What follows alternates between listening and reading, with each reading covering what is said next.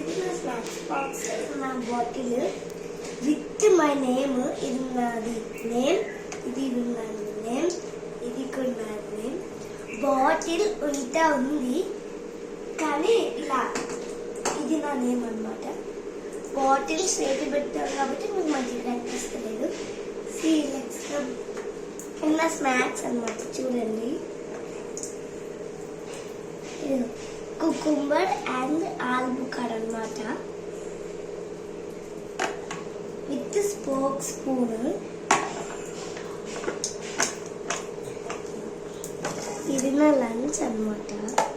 చూసండి ఇక్కడ తోటకూర అన్నమాట విత్ స్పూన్ తినడానికి. సో టైం అయితే నేను వెళ్ళాలి స్కూల్కి. Bye bye.